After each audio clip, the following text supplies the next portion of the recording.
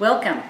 Welcome to Hey Jude, What's Cooking? Today we're going to make an immune-boosting, wonderful shiitake mushroom soup. I've already soaked my dried shiitake mushrooms, and this is the basis of our soup, but we've got a lot of aromatics and a lot of really good immune-boosting things to go in the soup. It's perfect for a day like today, a wintry day, especially if you're fighting a cold like I am.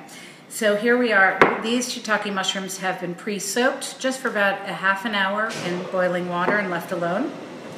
I also have a cup of water chestnuts.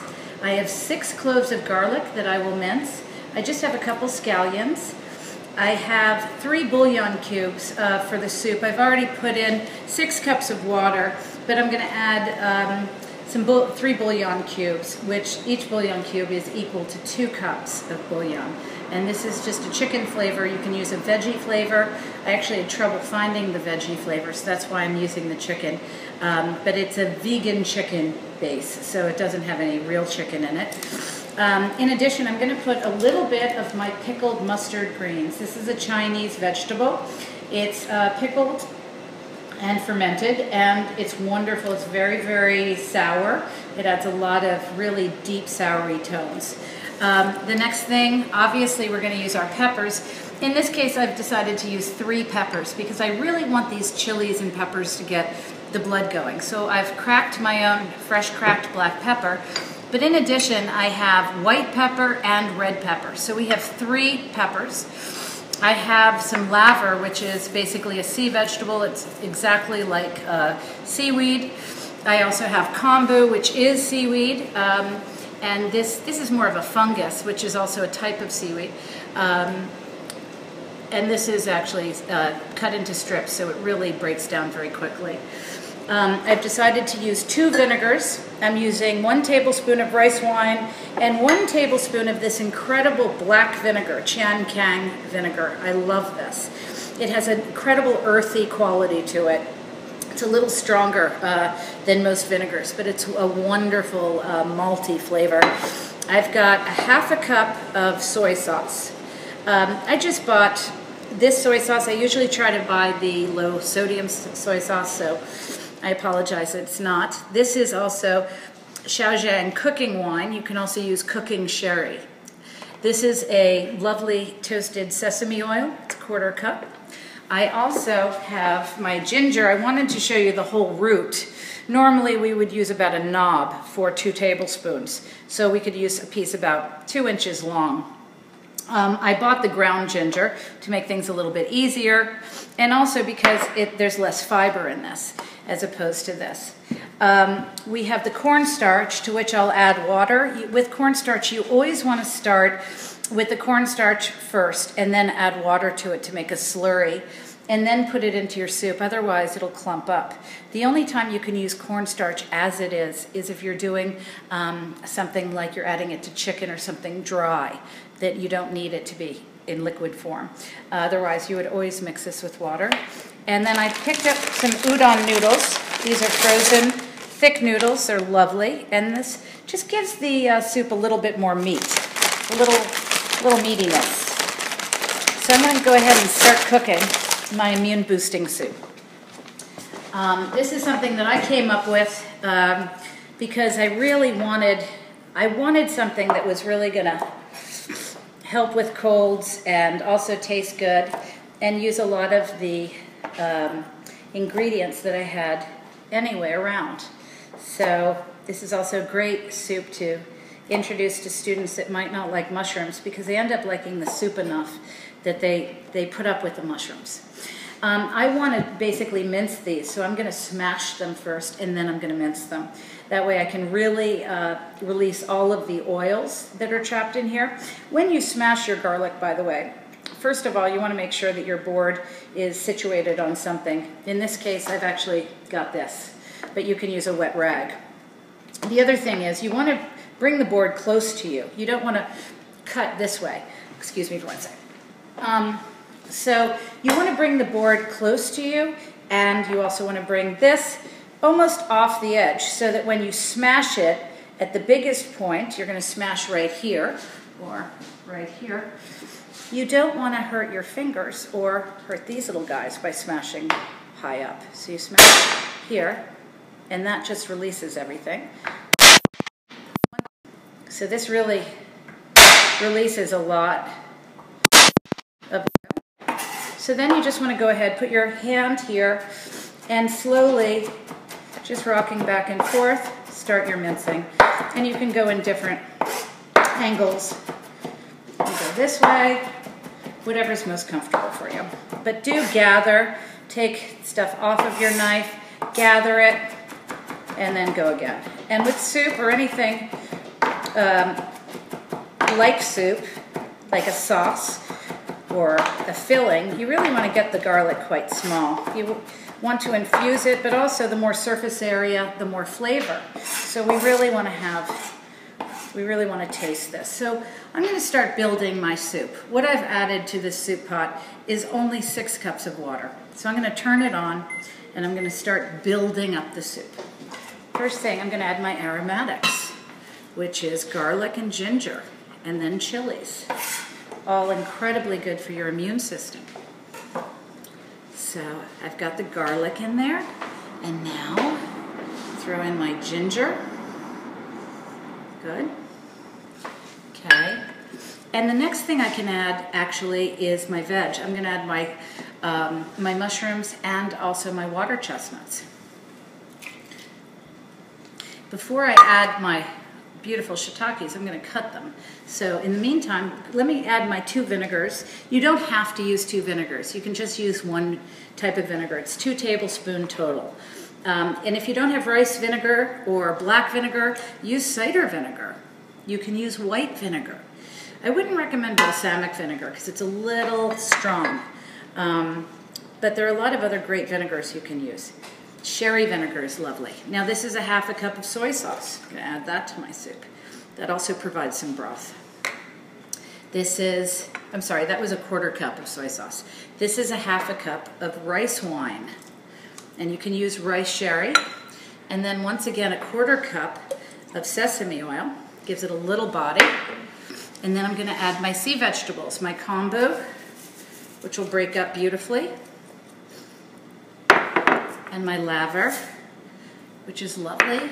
And then my spices. This is black pepper, I'm sorry, white pepper, red pepper, and then the black pepper. I'm just doing a 1/2 teaspoon of each because I don't want to make it too spicy.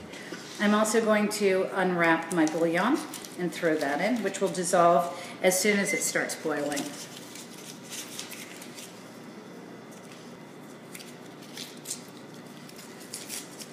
So while I'm waiting for that to boil, I will prep my vegetables. So in this case, first, it is the pickled mustard greens. I'm going to actually open these over the sink because they ooze juice. These are wonderful fermented mustard greens. And the nice thing is, mustard greens tend to be somewhat bitter, but these are not because they're fermented, so they're sour, but they've lost that bitter mustard green flavor. And I'm going to cut these up. I don't want something this large in soup. I sort of believe that things in soup should all be able to get into a spoon. It should be small enough to fit on a spoon. But I also, at the same time, warn kids not to cut things so they're indistinguishable. For example, I tell kids, don't cut a mushroom so it looks like mushroom dust, because no one will know what it is. And it's nice to know what you're eating. So I always take the stem off, and then I slice it, so it's really obviously a slice of mushroom. Okay? The same is true with this fermented vegetable. And I also want to cut it small enough so that the surface area, it really gets into that soup and permeates and adds a lot of flavor. Okay, so I'm going to go ahead. This is about, I think it's about a 1/4 cup of vegetable. It's about almost half of the package. I'll put a tiny bit more in there. And I'll save the rest for later.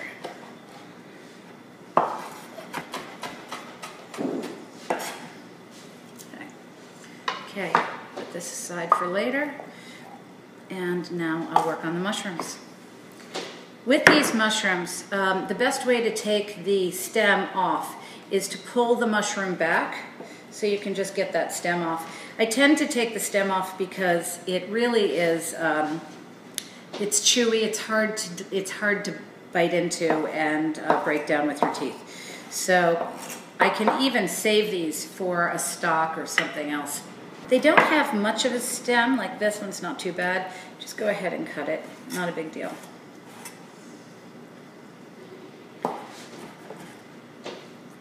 And we're using about a cup of dried shiitake mushrooms that we have soaked. The other thing is, try to save your shiitake mushroom water and use that in your soup as well, because all of those nutrients will go right into that mushroom water. The little ones you can just, okay, we're getting there. Typically, in Chinese or Asian cuisine, they use cornstarch or wheat starch to thicken up soups. You can also thicken soups up with potato starch, or even adding potatoes or other starchy veg, noodles, etc., that would impart starch. In this case, we're adding noodles, but we will thicken it up with the cornstarch.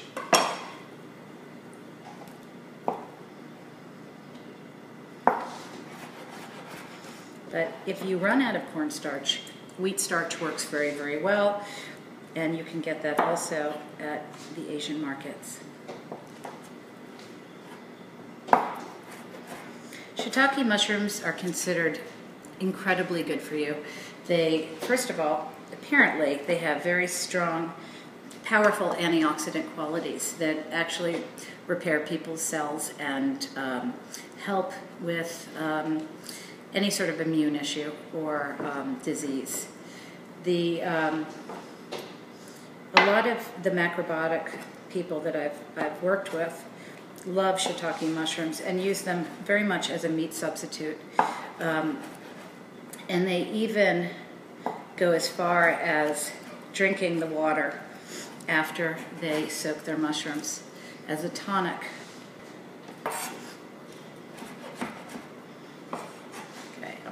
There. I think that's ample. Now, the next thing I'm going to add actually is my 2 scallions. Let me just cut the little beard end. I call the beard end. A lot of people think that you only use the green part of the scallion, and I've seen so many people just throw away this part of the scallion, and it always amazes me. This is a very delicious part of the scallion. You can use the whole thing. You don't have to throw things away. If things are looking kind of yucky, well then cut those parts off. But certainly you can use the rest of it.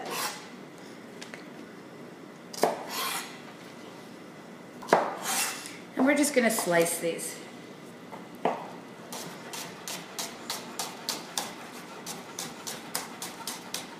I'm just doing a rough chop. I'm not really worried about there being perfectly thin or even. Okay, I'm just going to add this. And the next thing I will do is stir the pot.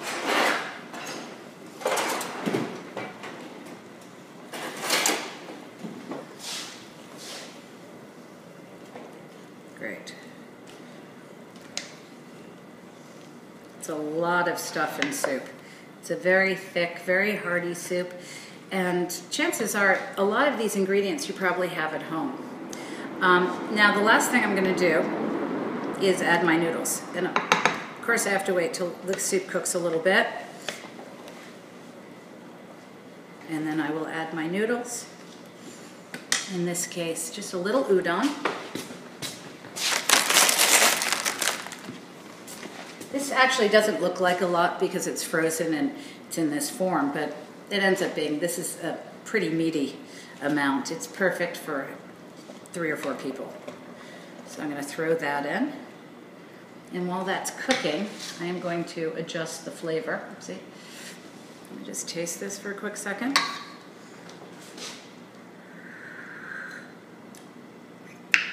It's very good. Very pungent. The last thing I do is I float hot oil on top. That just continues with the heat. I could have made this a lot hotter by adding more crushed red or adding some chilies. But I didn't because I want everyone to be able to eat it.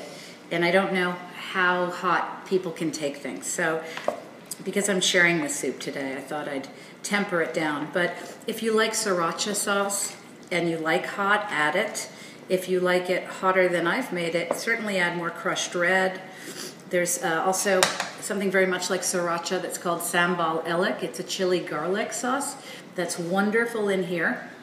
And also you can just use chilies. Let me see if I have any. Ooh, why I do. These are wonderful chilies that you can add.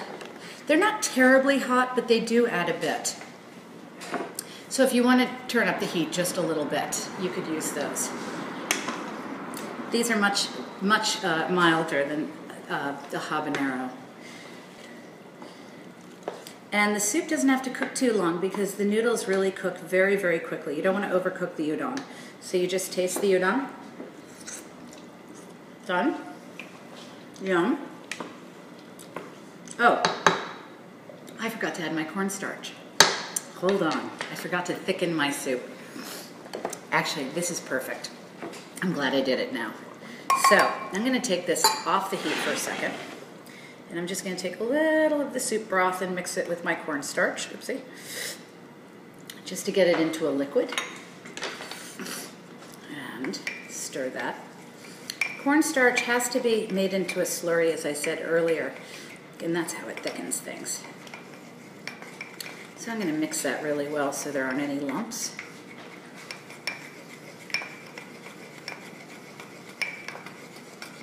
Almost there. Maybe a little more stock in there. Good. And then you add it slowly. You could even add it through a sieve if you're worried about lumps. Okay. I'm not going to add all of it because I've already cooked most of my soup, so I'm just going to add a little bit to thicken. And that actually thickens very quickly once it comes to a boil. And that is basically it. This is your lovely, it's sour, it's aromatic, it's full of sea vegetables. This is your wonderful immune-boosting shiitake mushroom soup with 2 sea vegetables and ginger and garlic. And now, the final touch, the hot oil, as I promised you. I will just float a little bit of this on top. Now, let me take this off the heat so it stops boiling. Good. And this gives a really nice little brightness to the soup and a little bit of heat. So that's it, and I hope you had a good time watching this, and I hope you'll make your own soup. Remember, anything can go into soup. So you don't have to have all of this. You can just have a little bit of this and add other things. You can add veggies. You can add grains if you don't have noodles. If you don't have sea vegetable, then you can add just greens. If you have some leftover greens lying around, throw them in. The beauty of soup is it's this wonderful vehicle for lots of leftovers and lots of things that you don't know what to do with. Throw them in. As long as you have a good broth and you basically think about the principles of sour, salt, sweet, and bitter. In this case, I didn't add the sugar. The Chinese mushroom soup sometimes has sugar in it. I'm trying to stay away from sugar, so I didn't add it to my recipe because I'm trying to make this as healthy as possible. And I find that one of our problems, at least my personal problem, is sugar. So I'm trying to stay away from that. And I don't think everything has to be sweet and sour or hot or sweet and what have you. So I think hot and sour is enough, and spicy. It's also a little bit bitter from some of the peppers, and it's a little bit earthy and from the mushrooms. So it's got this really wonderful sort of dense quality. And on top of it, it's almost a stew. I mean, you have to serve this with a ladle and also tongs. So anyway, this is it, and I hope you've enjoyed this show, and I hope you give yourself permission to make something like this, but also healthy, full of aromatics, ginger, garlic, chilies, vinegars, fermented stuff. Really good. And that's it. Thank you, BATV, for having me and letting me make this very happy mushroom soup.